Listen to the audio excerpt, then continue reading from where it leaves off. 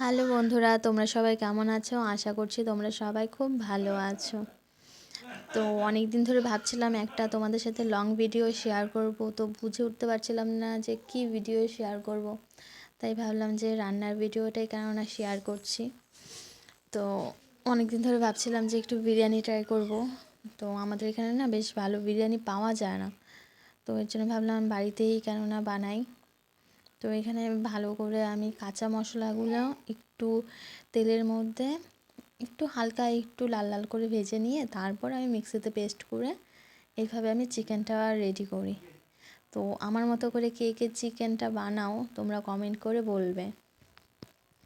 আর যদি আমার মতো স্টাইলের চিকেন যদি তোমাদের রান্না ভালো লেগে থাকে তোমরাও কিন্তু বাড়িতে ট্রাই করতে পারো, আশা করছি মন্দ হবে না, খেতে ভালোই লাগবে। তো এখানে ভাজা হয়ে গেছে, মিক্সিতে ভালো করে পেস্ট করে নিয়েছি। তো এখানে মাংসের জন্য আর বিরিয়ানির জন্য যে আলুটা ব্যবহার করব সেই আলুটা আমি এখানে হালকা ব্রাউন করে ভেজে নিচ্ছি।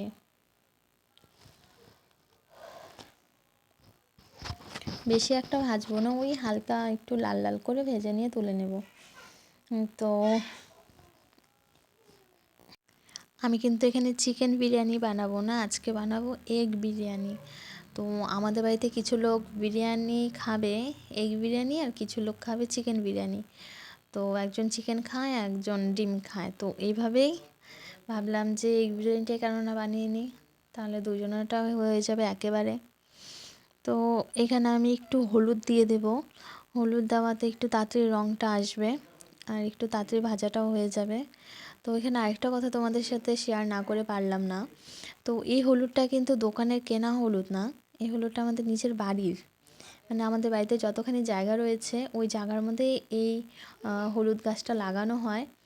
তো বছর শেষে তারপর হলুদটা ভালো মতো এসে সিদ্ধ করে তারপর মিলে ভাঙায়ে তারপরে এই হলুদটা আমরা ব্যবহার করি। এটাতে কিন্তু কোনো ফুড কালার নেই, একবারে ন্যাচারাল হলুদ। দেখতেই পাচ্ছ কত সুন্দর কালার। তো এখানে মাংসের জন্য একটু গোটা জিরে আর একটু গরম মশলাগুলো ভালো মতো একটু ভেজে নিয়ে তারপর এখানে আমি সেই বাটা মশলাটা দিয়ে দিলাম, হালকা একটু তেল ছেড়লে তারপর এখানে আমি গুঁড়ো মশলাগুলো অ্যাড করে দেব, এই কাঁচা গন্ধটা যেন না লাগে। এখানে ভালো মতো আগে মশলাটা করে নিচ্ছি, এখানে গুঁড়ো মশলাগুলো দিয়ে দিলাম। তো আমি কিন্তু কোনো রান্নাতেই কিন্তু শুকনো লঙ্কার গুঁড়ো ইউজ করি না, কারণ আমার বাবার একটা অপারেশন হয়েছিল, তো তো তার জন্য আমি কোনো রান্নাতে শুকনো লঙ্কার গুঁড়ো ইউজ করি না। আলুটা ভালো মতো মশলার সাথে ভেজে নিয়ে চিকেনগুলো ছেড়ে দিলাম। তো এখানে 1 কেজির মতো চিকেন রয়েছে।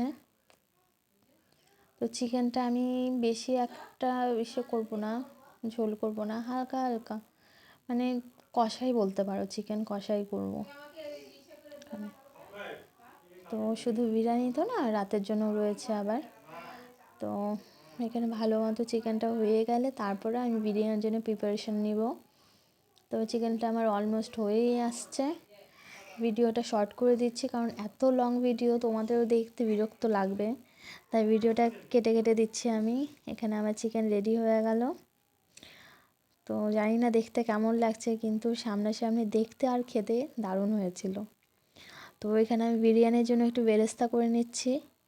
বিরিয়ানিতে বেরেস্তা না হলে ভালোই লাগে না, আমার তো ভালোই লাগে না, আমি তো বেশি করে বেরেস্তা করে নিই। বেরেস্তাটা করে নিয়ে তারপর আমি পরবর্তী ধাপে যাব। এখানে আগের ভিডিওটাও অ্যাড হয়ে গেছে। আচ্ছা যাই হোক, ফার্স্ট টাইম এডিটিং করছি এত বড় ভিডিও। এখানে আমার বেরেস্তা হয়ে গেছে আর এখানে একটু ডো করে নিলাম, ওই হাঁডির চারপাশে একটু দিয়ে দেব যেন ভাবটা না বেরিয়ে যায়। এখানে আমি একের পর এক একটা লেয়ার করে করে ভাত আর ওই চিকেন এসে এগ কারিটা দিয়ে দেব, তারপর মশলা দেব, বেরেস্তা দিয়ে দিয়ে এইভাবে লেয়ার করে করে তারপর আমি দমে বসাবো। তো আমি তো ভিডিওটা করছি, খাওয়া দাওয়া হয়ে গেছে তারপর আমি এডিটিং করছি। তো এটা বলতে পারছি যে জাস্ট অসাধারণ হয়েছিল খেতে। তোমরা প্লিজ একবার বাড়িতে ট্রাই করে দেখতে পারো, এত সহজ পদ্ধতিতে।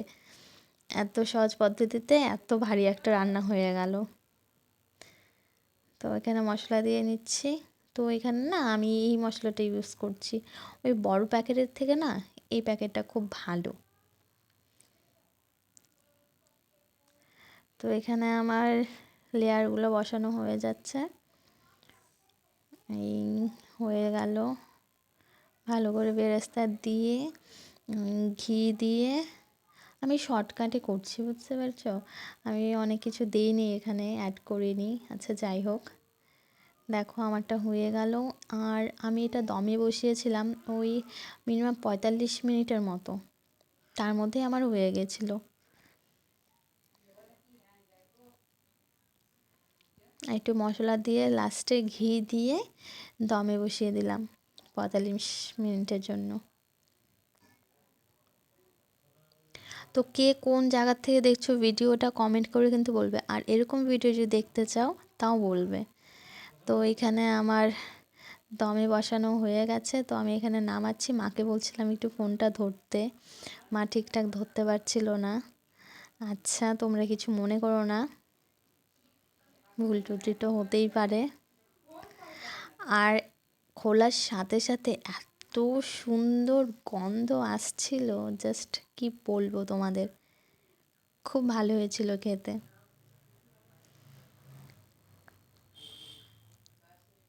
এখানে মা ধরতে পারছিল না ফোনটা, পরে আমি ঠিক করে দিলাম। আচ্ছা দেখো খুব সুন্দর হয়েছিল, দেখতেও যেমন হয়েছিল খেতেও কিন্তু জাস্ট অসাধারণ হয়েছিল। এরকম ভিডিও যদি তোমরা আরও দেখতে চাও তোমরা কমেন্ট করে বলো, তোমাদের জন্য আমি আরও সুন্দর সুন্দর ভিডিও তৈরি করব।